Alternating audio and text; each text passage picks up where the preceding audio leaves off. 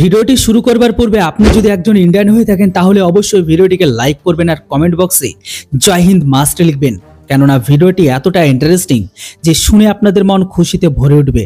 আর আজকের এই ভিডিওটিতে কোনো যদি বরাহনন্দনের বাচ্চারা থেকে থাকে তাহলে অবশ্যই আপনাদের লুঙ্গিকে সামলান, কেননা আপনাদের খবরটি আজকের জন্য একদমই সুখবর নয়। কারণ আপনাদের ঈদের আনন্দ নয়, বরং আপনাদের আব্বুর জন্য কষ্ট লাগবে, মায়া লাগবে। চলুন আসি মেন আপডেটে। আপনারা স্ক্রিনে যে ছবিটিকে দেখছেন এটা হচ্ছে আজারবাইজানের মেন ব্যাটেল ট্যাঙ্ক, কিন্তু এখন এটিকে ট্যাঙ্ক কম লোহার ভাঙড়ি বলে মনে হচ্ছে। এখন এটিকে বিক্রি করতে গেলে 40 টাকা কিলো দরেও ভাঙড়িওয়ালা নিতে হয়তো অস্বীকার করবে।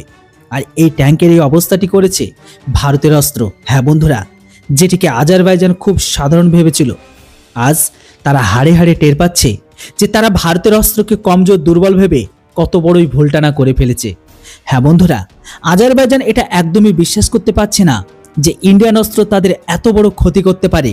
তো বন্ধুরা, অনেক গুরুত্বপূর্ণ খবর, তো চলুন এটিকে ডিটেলসে বোঝার চেষ্টা করি। আর হ্যাঁ, এখনো পর্যন্ত আপনি চ্যানেলটিকে সাবস্ক্রাইব না করে থাকলে করছেনটা কি, তাড়াতাড়ি সাবস্ক্রাইব করুন আর আমাকে মোটিভেট করুন।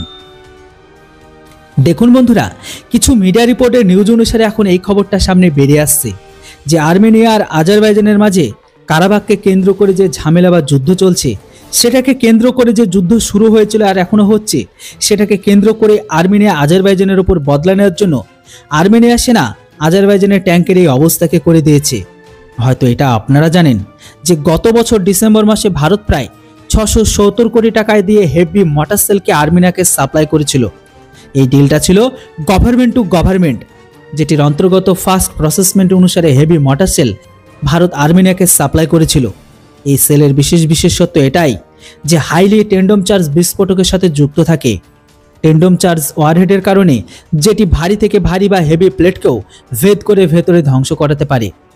আজারবাইজানের সেনাবাহিনীর ট্যাঙ্ক আর্মেনিয়ার ট্যাঙ্ককে নিশানা বানাতে চেয়েছিল, তাই এটিকে আর্মেনিয়ার তরফ থেকে থামানো অনিবার্য হয়ে ওঠে। আর এই কারণে ভারতের তরফ থেকে প্রথম আর্টিলারি সেলকে আর্মেনিয়াকে ডেলিভারি করে। আর সেই গান দিয়ে হেভি আর্টিলারি সেল যেটিতে টেন্ডম চার্জযুক্ত ওয়ারহেড লাগানো আছে, সেটি দিয়ে আজারবাইজানের ট্যাঙ্কে নিশানা বানায় তারা। এটিতে টোটাল 3টি ট্যাঙ্ক আজারবাইজানের ধ্বংস করে, যেগুলোর দাম কোটি টাকার উপরে বলা হচ্ছে। এমনকি এই ট্যাঙ্কগুলো আজারবাইজান চায়না থেকে কিনেছিল, যেটি রাশিয়ান T-72 এরই কপি। আর্মেনিয়ার জোরদার হামলার পরে আজারবাইজানের রাষ্ট্রপতি ওলিওর এখন তো সম্পূর্ণ ঘুমিয়ে উড়ে গেছে, কেননা তারা তো স্বপ্ন ভাবতে পারেনি যে আর্মেনিয়ার সেনা ভারতের অস্ত্রকে ব্যবহার করে তাদের ট্যাঙ্কে এইরকম ভাবে ভাঙড়ি করে দেবে। কেননা ওলিও আজ থেকে কয়েক মাস আগে ভারতের অস্ত্রের মজাক বানিয়ে নিজেদের বড় ভেবেছিল, আমরা ভারতের অস্ত্রকে কয়েক মিনিটে হারিয়ে দেব।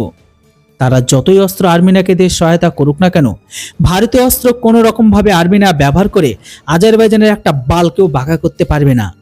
আমাদের হারানো তো দূরের কথা, কিন্তু আজ পরিস্থিতিটা একবার দেখুন। ভারতের অস্ত্র আর্মেনিয়া আর আজারবাইজানের হাওয়াকে টাইট করে দিয়েছে। বন্ধুরা, ভিডিও ভালো লাগলে, একজন ভারতীয় হয়ে আনন্দ পেলে অবশ্যই ভিডিওটিকে লাইক করে চ্যানেলটিকে সাবস্ক্রাইব করবেন। Thanks for watching. জয় হিন্দ, বন্দে মাতরম।